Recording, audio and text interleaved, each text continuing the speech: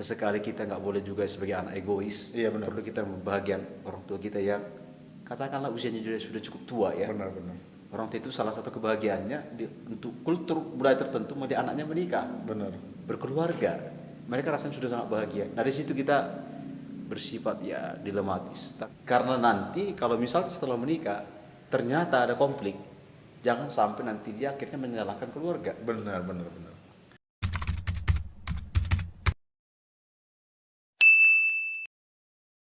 Baik, selamat datang di podcast Live Spring.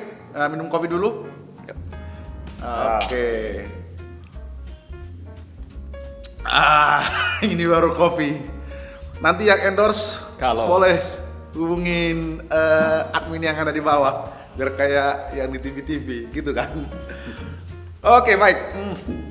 Selamat datang Pak Bon, Ya, terima kasih. Pastor Bon di Live Stream Podcast, dan senang bisa bersama dengan Bro hari ini. Bagaimana perjalanan menuju Kaban Jahe dari Medan semalam, bagaimana kira-kira? Ya, selalu menikmati perjalanan menuju Kaban Jahe. Ya. Dan tentu walaupun kadang-kala harus tertidur di bus, tapi memandang alam di sekitar jalan menuju kota dingin ini memang cukup menarik dan cuacanya sejuk. Tentu sebuah perjalanan yang ya menurut saya menyenangkan. Baik, apalagi kan kalau boleh flashback sedikit ke belakang, kota Kaban Jahe Brastagi ini punya apa ya? Punya sesuatu yang selalu ada untuk dikenang. Iya, Apalagi kota Brastagi Kaban Jahe itu bagaimana menurut pengalaman Pastor Bon di kota ini, sehingga kayaknya Pastor Bon nggak bisa move on dari kota ini. Kemanapun pergi kayaknya circle-nya balik-balik ke sini lagi nih. Iya benar. Ya sejak tahun 2004 ya bersama Pak Dohar juga. Oh, kita sama dulu ya? Iya, sama. Tahun 2004 kita bisa dikatakan tiba di Kaban Jahe Brastagi. Tahun 2004 ya sejak itu kota Brastagi Kaban Jahe memang sangat terkenang di memori ini, dan walaupun sebenarnya sudah lama sejak 2014 stay di Medan, tapi ada saja event-event tertentu ya yang akhirnya mengundang kita untuk mengunjungi kota ini, sehingga rasanya kota Tanah Karo semalam ini kota yang sangat berkesan, dan termasuk orang Karo itu rasanya makin bersahabat saja untuk saya pribadi gitu. Atau secara culture makin menikmati. Iya, secara culture juga makin dekat dan makin nyaman dengan orang Karo. Makin nyaman dengan orang Karo. Iya. Makin nyaman dengan orang Karo, dan ya kalau ketemu dengan orang Karo, dengan pria-pria orang Karo, termasuk untuk cewek-ceweknya, rasanya ada sense yang berbeda gitu. Gitu ya. Sense yang berbeda. Atau itu mulai nyaman dengan orang Karo ini makin kesini kah atau mungkin gimana tuh? Mungkin pengaruh semakin lama kita bersentuhan dengan kultur Karo itu. Jadi rasa nyaman itu jadi ada. Gitu ya. Iya. Jadi awal-awal memang jujur ya biasa saja ya. Gitu. Walaupun tinggal Tanah Karo tapi merasa biasa, tapi lama-lama belakangan ini merasa bersentuhan dengan kultur Karo itu ya ada sense yang berbeda gitu. Dibanding dengan suku-suku lainnya, walaupun saya termasuk orang yang mencintai setiap suku ya, keberagaman gitu, no rasis atau tapi bertemu dengan orang Karo, bersentuhan kultur mereka, ketemu dengan cewek-cewek itu orang Karo, rasanya memang sense-nya berbeda. Gitu ya. Ya saya nggak tahu entah kelak bertemu dengan wanita Karo, saya nggak tahu. Atau jangan-jangan hari-hari ini lagi dekat sama wanita Karo? Saya nggak berani bilang begitu, karena ya jujur sampai hari ini saya belum ada dekat dengan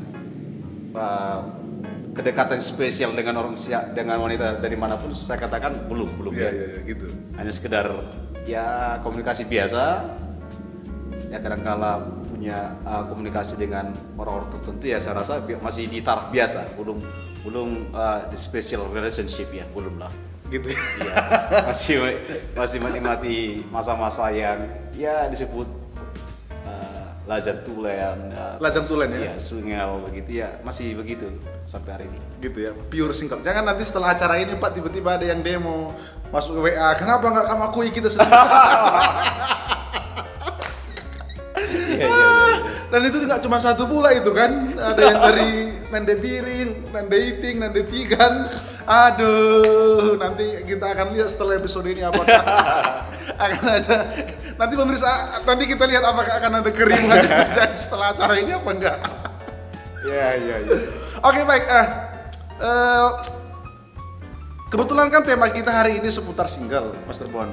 Oke. Gitu. Nah, saya rasa kalau topiknya adalah seputar single, Pastor Bon orang yang paling tepat untuk diajak diskusi cerita-cerita seputar posisi single ini.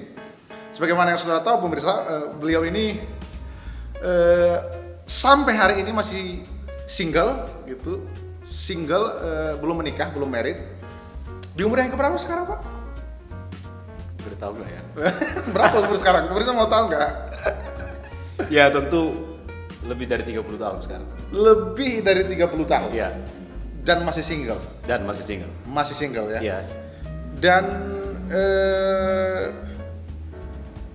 belum ada rencana married kah? Dan bagaimana di usia 30 tahun belum married, sebagaimana yang kita tahu kadang-kadang di atas 30 itu seringkali dikategorikan sebagai angka yang rawan untuk dilewati. Iya. Ada orang yang mengatakan kalau seorang tidak menikah di usia 30 tahun, maka besar kemungkinan katanya dia akan jadi bisa kebablasan, bisa jadi lupa married dan lain sebagainya. Iya. Ya gimana itu suka dukanya seorang single di usia 30 tahun lebih ke atas? Coba berbagi. Ya, tentu tiba di sampai titik ini ya bukan sebuah lompatan begitu saja. Iya. Ada latar belakang yang sampai mengapa. Bukan berarti ya seorang Bonar sama sekali tidak pernah punya hubungan dengan siapapun sampai usia 30. Oh, pernah 30-an, bukan berarti begitu ya. Artinya kalau sampai saya rasa di usia saya lebih 30 tahun dan belum pernah mengecap sebuah hubungan bisa dipertanyakan. Iya. Dan kadang-kala orang guyon ya, apakah kesejatian maskulinitas seorang Bonar itu ada gitu ya? Iya. Kadang mereka bertanya ya, saya kadang-kala guyonnya begini menjawabnya. Kalau bukan dosa punya istri lebih daripada dua rasanya bisa dicoba. Kalau bukan dosa ya. Iya, Artinya memang kita normal. Iya. Jadi tanda kutip ini normal ya. Artinya gini, karena ada orang dari usia yang sangat belia gitu, dia sama sekali tidak pernah membangun hubungan. Iya. Nah, kalau itu kalau seseorang itu ada pada klasifikasi tersebut, agak-agak bisa dipertanyakan. Jangan-jangan memang dia tidak normal begitu ya. Nah, kita ulangi. Kalau Pastor Bon itu pernah punya hubungan gitu. Ya. Dan berapa lama kira-kira hubungan yang pernah dibangun? Iya, boleh dikatakan mulai dewasa usia 23. Walaupun itu pengaruh dari seorang pendeta mencoba menanyakan status saya, akhirnya saya berpikir untuk mencari seseorang untuk diseriusi. Dan pada kala itu memang saya bertemu dengan seorang wanita yang menurut saya dia sangat mencintai saya dan saya pun cukup mencintai dia, ya. Dan ya akhirnya hubungan itu berlangsung mulai sejak usia 23 dan 24 waktu itu saya, dan cukup serius. Dan kalau saya hitung flashback ke belakang, hubungan itu berjalan sampai 6 tahun. 6 tahun ya? 6 tahun dan kami menjalaninya dengan berbagai banyak situasi, ya, kondisi, tantangan. Dan kita berpikir serius akan melangkah. Bagaimana perencanaan itu sampai memikirkan itu. Walaupun sebenarnya masalah kecil, mungkin saja dikatakan kecil, ya, perkara kecil itu akhirnya berdampak kepada sampai broken begitu. Hubungan itu akhirnya berakhir. Ya, artinya walaupun saya single hari ini dan punya perspektif tentang bagaimana seorang pemuda Kristen menjalani hidup dengan single, tentu tidak mudah ya. Tetapi punya latar belakang dan background ke belakang, pernah menjalani hubungan yang cukup serius. Jadi artinya saya sebagai pemuda Kristen yang menjalani hubungan yang single, tapi di satu sisi pernah punya hubungan yang serius. Jadi bisa membandingkan bagaimana hidup dalam dua dimensi ini, gitu ya. Dua dimensi bagaimana punya hubungan. Jadi kalau sekarang kita melihat orang anak-anak muda punya hubungan sampai melihat sisi romantismenya itu, ya kita senyum-senyum aja sih. kita berpikir ya that's my past, itu masa lalu saya gitu loh. Atau gini, masa lalu gua, masa depan lo gitu. Iya. Masa lalu gua, masa depan lu, dan lu pamer-pamer begitu gitu. Iya, terus. Tapi nah, kita mencoba untuk menjalani hubungan. Saat saya punya hubungan cukup serius, ya saya mencoba untuk menjalani hubungan itu secara normal dan menjaga hubungan itu bagaimana di rambu-rambu kekristenan. Iya. Ya walaupun kita tidak mengatakan hubungan itu sempurna ya, tapi saya secara pribadi masih cukup konservatif, dalam arti berdoa juga untuk hubungan itu bagaimana akhirnya kita juga masih doakan kepada Tuhan, siap terima apapun akhirnya gitu. Ya walaupun hubungannya akhirnya berakhir ya bisa dikatakan tidak seperti diharapkan, tapi kita menerima kenyataan itu sekitar tahun 2018 awal bulan 2, saya rasa di situ saya sah memang benar-benar berakhir bukan dan sah single sejak tahun 2020 ya? Jadi hitung sekarang 4 tahun sudah menjalani hidup single ya. Sudah 4 tahun Asli single dan tidak pernah punya hubungan serius sejak itu. Nah, apakah saya trauma? Sebenarnya enggak trauma juga, tapi mungkin selesainya hubungan itu pas di transisi saya benar-benar matang secara usia. Dan di usia berapa itu? Ya, usia 30-an. Jadi ya berpikir matang, makin rasional. Iya, dan bertambahnya impian-impian secara pribadi ya, target-target ke depan. Itu yang membuat akhirnya ya situasi itu membawa saya lebih menikmati masa single sampai hari ini gitu. 4 tahun berjalan ya? 4 tahun berjalan dan benar-benar single yang sangat berbahagia ya. Menikmati single itu sampai kadang-kala ada sisi kurang baiknya, lupa dengan usia, asik dengan apa yang dikerjakan hari ini gitu. Atau akhirnya seorang Pastor Bon itu apakah di masa 4 tahun belakangan posisi single ini kebetulan menemukan satu sensasi dunia yang barukah sehingga kemudian menikmati sesuatu yang baru sehingga tidak terlalu memusingkan posisi single itu bagaimana? Ya, ada benarnya. Bisa dikatakan demikian. Di masa transisi itu, ketika saya berakhir dengan sebuah hubungan yang cukup serius, ya saya bisa bertemu dengan satu dunia baru yang cukup menarik untuk saya geluti. Akhirnya itu membawa kita ya jadi terhisap waktu kita, konsentrasi kita kepada satu bidang yang kita geluti itu. Ya bisa dikatakan sampai kita lupa memikirkan status kita.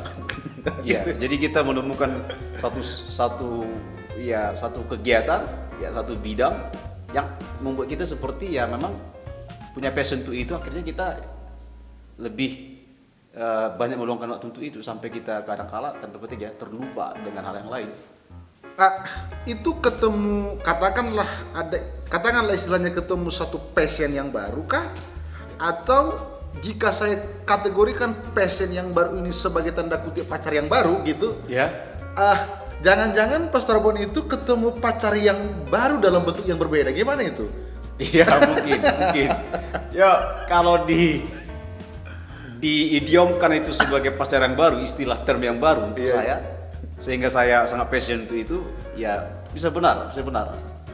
Ya walaupun sebenarnya saya tentu harus menghargai perspektif dari luar, budaya terutama keluarga. Gimana? Ya tantangan terbesar ya keluarga. Kalau budaya kan kita bisa melawan arus budaya juga karena kita punya pendirian ya. Iya. Tapi kalau sampai bersentuh dengan keluarga, ya contohnya paling khususnya orang tua, mama begitu. Iya. Seorang ibu yang menanyakan status kita, ya baru kita mulai berpikir ya. Mulai kita bercermin dan merasa perlu satu sisi menghargai ya setidaknya membahagiakan orang tua dari sisi itu. Dari Akhirnya situ kita agak berpikir. berat ya. Ya akhirnya ada justru jadi dilema satu sisi. Dilemanya ialah di satu sisi kita tanda petik didesak dari keluarga Iya, iya. mencoba menyadarkan kita ini untuk apa.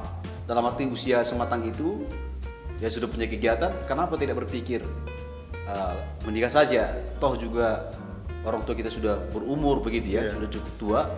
Nah di situ kita baru ada dilematisnya dalam berpikir bagaimana saya menyikapi itu. Ya satu sisi memang mencoba untuk fleksibel, ya mencoba sudah mulai berpikir ya perlu juga memang berkenalan, mengenal seorang wanita, ya kalau cukup serius bisa diseriusi. Iya. Walaupun di sisi lain tetap dibayang-bayangi ada target-target pribadi kan, ada harapan-harapan yang akan ditempuh Iya, iya. untuk melakukan hal-hal yang di level berikutnya yang rasanya ya mungkin saja saya tidak benar, tapi rasanya masih lebih strategis dilakukan pada masa pelajar begitu. Oh gitu ya. Ada sedikit khawatirnya saya kalau menikah itu berarti saya harus berkorban untuk kesenangan saya, mengorbankan waktu saya dulu waktu sendiri, harus mulai belajar dong. Iya, iya. Berbagi kepada ya keluarga baru, apalagi sampai punya anak. Ya kalau dulu memanage waktu juga tidak begitu sempurna sekali, begitu punya keluarga bagaimana nanti? Iya, Bagaimana saya membagi waktu saya dengan bidang yang saya kerjakan, dengan harapan-harapan yang saya mau kejar? Nah, Iya. itu menjadi sebuah problemnya. Dan menurut saya kalau jujur ya itu problem utamanya sih, pertimbangannya. Bukan berarti karena saya terlalu, ada orang mengatakan terlalu perfeksionis memilih gitu ya. Ya saya sudah sampai kepada taraf nobody is perfect ya, tidak ada yang perfect. Iya. Jadi mengapa kita harus mencari yang perfect. sifatnya utopia, tidak ada sama sekali Iya. gitu. Ya mari kita berpikir realistis juga. Iya. Jadi bukan soal terlalu memilih, tapi berpikir kepada apakah dengan status tidak single lagi, apakah saya mampu dan bersikap dewasa memanage waktu dan bisa membaginya terhadap keluarga dan mencapai target-target yang diimpikan. Nah, memang sebelum nanti kita masuk kepada pengaruh orang tua, desakan dari keluarga Iya. untuk kemudian memutuskan untuk menikah gitu. Memang kan tidak bisa dipungkiri ya bahwa banyak juga memang orang yang ingin menikah itu karena tidak ada lagi targetnya. Oke. Misalnya, memang dia sudah punya pekerjaan gitu. Entahkah ada di posisi memang dia tidak bisa melihat jauh ke depan bahwa memang di posisi yang sekarang sebenarnya ini waktu yang sangat mahal untuk mengejar sesuatu yang harus perlu dikejar gitu. Sehingga dia memutuskan untuk tidak menikah dulu gitu, lebih baik single sehingga apa yang ditargetkan itu bisa dikejar gitu. Bukan berarti itu nggak bisa dikejar setelah menikah, tapi seperti yang Pastor Bon bilang, akan ada banyak hal yang memang nanti harus dikorbankan untuk bisa mengejar itu setelah menikah. Yeah. Tapi masalahnya adalah, kan banyak orang kayaknya ini rasa-rasanya nggak ada lagi yang mau ditargetkan gitu. Apakah memang kelompok semacam itu dia terjebak, tidak mengalami pencerahan sehingga terkesan menikah ini, ya apalagi yang mau dikejar ya, toh yang mau menikah gitu. Ya. Apalagi katakanlah seorang wanita udah 20, katakan ya 23, 24, 25 gitu. Kan ada cenderung doanya mau menikah gitu. Baru yang laki-laki juga dia bilang ngapain lagi gitu. Ya. Gimana nasihat-nasihat kepada orang kawan-kawan yang seperti itu? Apakah memang ya udah menikah aja gitu, atau dibawa dia kepada pemikiran untuk membuka paradigma yang baru untuk dikejar bahwa ada target-target yang semestinya disiapkan gitu? Gimana ya? Ya, saya mungkin di satu sisi kurang tepat memberi semacam advice atau nasihat kepada yang yang udah menikah dan yang akan menikah karena ya, tapi saya coba kasih perspektif saya bahwa menikah itu menurut saya sebuah pilihan yang tepat. Menikah itu sebuah kesempatan emas bagi setiap orang. Yeah. Dan saya orang yang pro terhadap pernikahan. Yeah. Ya, saya menghargai pernikahan yang kudus dan anak muda yang menghargai pernikahan itu harusnya memang seperti mereka menikah, menjalani keluarga yang baru.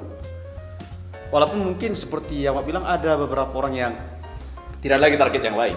Nah, tapi saya kurang setuju kalau memang pernikahan itu menjadi sebuah pelarian ketika dalam kejenuhan, tidak lagi target-target yang lain. Rasanya itu kurang tepat. Walaupun saya tetap menghargai adanya sisi positif menikah muda, tanda petik ya. Karena punya kesempatan mereka melihat anak mereka cepat besar. Secara fisik mereka masih lebih segar untuk membesarkan anak-anak mereka, menyekolahkan anak mereka. Dan karena itu banyak rekan-rekan saya yang sudah menikah juga mengatakan justru mereka katanya menikah itu kalau bisa lebih cepat dari yang sebelumnya. Nah itu aku yang nggak terlalu setuju. Ya. Masuk saya potong sedikit. Lagi-lagi itu kan pandangan umum ya Pak. Ya. Kita melihatnya ya kalau kita menikah di usia 20-an tahun, lalu kemudian nanti kita 40 tahun, anak kita sudah 20 tahun. Nah kita kan melihatnya, oh iya kita masih sempat melihat anak kita, kita belum tua banget tapi anak kita sudah. Nah itu kan pandangan yang sangat, menurutku ya, pandangan yang sangat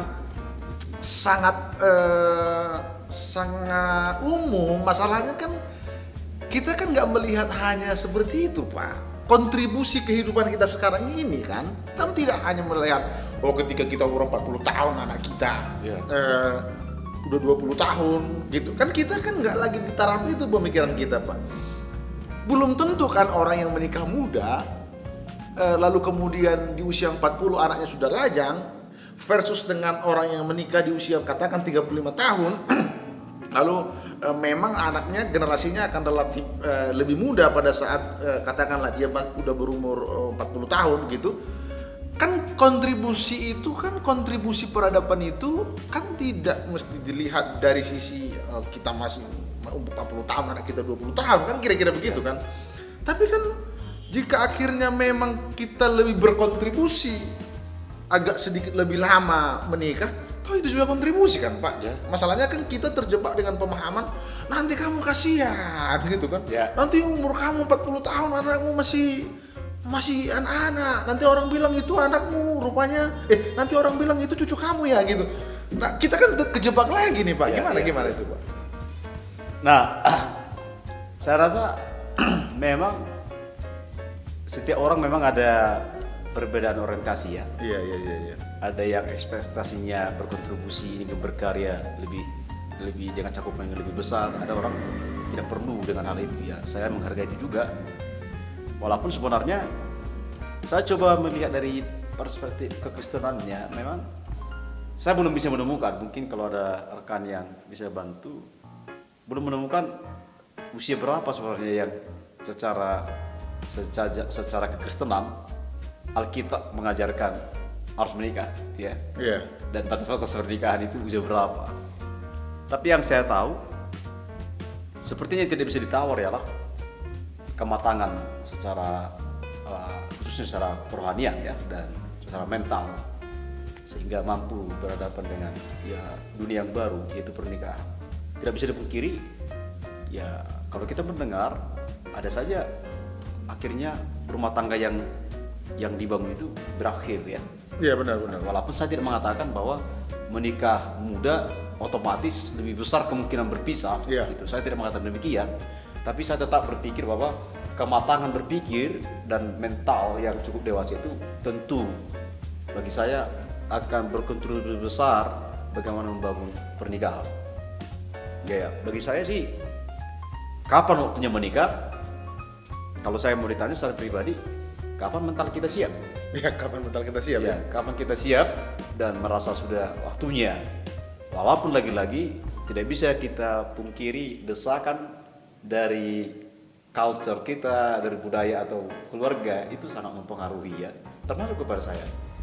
Walaupun saya tetap berterima kasih kalau ada keluarga yang mengingatkan, karena perlu juga diingatkan. Tapi kembali tetap saya pada pendirian bahwa menikah itu di satu sisi kesempatan emas ya untuk kita bisa memasuki dunia baru, dan konon memang di Alkitab pernikahan itu diidentikan hubungannya dengan hubungan Kristus dengan jemaat. Iya. Ya. Bagaimana Kristus mengasihi jemaat, demikianlah suami mengasihi istri. Gitu. Terus. Dan bagaimana jemaat tunduk kepada Kristus, gereja, kepada Kristus, demikian istri kepada suami. Ya secara realitasnya saya tidak banyak paham karena belum menikah, tapi memang bagi saya pernikahan itu sebuah kesempatan untuk ya belajar secara kerohanian, makin dewasa satu sama lain ya. Ya artinya tentu pernikahan itu bagi saya pribadi, menikah itu bukan soal akhirnya kita mendapat kesempatan dipuaskan, dilayani, bahkan termasuk menjadi sukses dan punya anak. Karena pada faktanya kita harus terima bahwa apakah Tuhan mengaruniakan kepada semua keluarga punya anak secara fisik? Sebenarnya saya tidak bisa katakan ya, karena pada faktanya termasuk yang mengatakan dirinya hamba Tuhan dan memang hamba Tuhan, dalam kasus-kasus tertentu Tuhan tidak mengaruniakan anak. Benar, ya. Apakah mereka gagal menikah? Tapi bagi saya, kalau ada dari awal perspektif tentang pernikahan itu memang tujuannya punya anak, ketika pada faktanya mereka tidak punya anak, mereka harus mengadopsi, itu bisa ribut. Iya, benar-benar. Itu bisa menjadikan masalah. Iya. Kalau memang menikah supaya lebih tenang dan lebih terpuaskan, saya rasa saya tidak yakin bertemu dengan seorang pasangan yang benar-benar 100% seperti kita harapkan. Kita akan bertemu dengan, ya saya sih coba menarikin dari beberapa survei yang saya dengar dari baik mereka yang menikah masih hitungan tahun, rekan-rekan saya yang cerita tentang menikah sampai di atas 10 tahun, ada perbedaan tapi ada kesamaan. Kesamaannya selalu bertemu dengan konflik. Justru setelah menikah kita dituntut berkorban. Nah kalau kita ekspektasi dari awal menikah supaya lebih bahagia, apakah memang setelah kita menikah pada faktanya dibahagiakan pasangan kita? I'm not sure, saya tidak terlalu yakin. Tapi justru ketika disitulah kematangan mental dan rohani kita diuji kan? Diuji apakah pernikahan itu membawa kita kepada kedewasaan. Jadi bagi saya menikah itu ya sangat penting. Memang secara manusia, secara psikologi dan dari sisi perspektif edukasi seksual, itu kebutuhan seksualnya juga merupakan satu kesempatan itu bisa terpenuhi. Tetapi bukan semata-mata karena itu, dan bukan semata-mata karena supaya punya keturunan. Tapi bagi saya coba lihat lebih beyond all. Di atas semua itu saya coba melihat bahwa ya menikah itu bagaimana bisa menjadi semakin serupa dengan Kristus, saya rasa ya. Karena bagaimana kita makin memahami Kristus dengan jemaat, ya dalam pernikahan itu sebuah kesempatan. Satu sama lain saling mengasihi dan saling berkorban. Masalahnya kan Pak gini, orang yang mau menikah hari-hari ini atau orang yang sedang ada di menurut pandangan orang di fase umur yang sudah cocok untuk menikah gitu. Nah kadang-kadang kan orang nggak mengerti semua apa yang kita bahas ini Pak. Itu jadi semacam naturnya aja, ditambah lagi desakan, ditambah lagi budaya gitu, ditambah lagi nggak ada lagi yang mau dicapai, sangat complicated. Akhirnya seolah-olah ya menikah pelariannya gitu. Kayaknya mereka tidak terlalu tahu semua apa yang kita bicarakan ini Pak, gitu. Sehingga ya ayo menikah gitu. Sehingga kalaupun ada orang pacaran gitu, lalu bawaannya memang seorang wanita pengennya waktu yang dia tunggu adalah dilamar gitu. Kan itu yang terjadi sekarang ini Pak. Belum lagi ada orang yang single gitu, tidak punya pacar gitu, dia melihat orang yang berpacaran dia nggak bisa tidur gitu kan, lalu kemudian tiba-tiba ada orang yang mendekat sama dia, lalu kemudian tiba-tiba jauh lagi dia merasa bersalah, apa yang salah di diriku, kok nggak ada orang yang serius yang datang, belum lagi akhirnya dia ada menutup diri dan lain sebagainya. Ini suatu hal yang sangat complicated, kadang-kadang yang nggak bisa dijangkau sama khotbah gereja gitu, tapi mereka kan ada di pergulatan tantangan itu. Kalau mau jujur Pak kan itu tidak mudah Pak, itu sangat tidak mudah gitu. Ada beberapa khususnya wanita kalau ditanya kapan menikah itu, bagi dia itu menjawabnya itu urusan lu apa sih gitu, gitu. Apa nasihat Pastor Warren kepada kawan-kawan kita yang ada di luar sana, entahkah dia yang sedang berpacaran, yang menunggu kapan diresmikan gitu, entahkah dia orang yang memang hari ini pure single seperti Pastor Warren sekarang gitu. Gimana?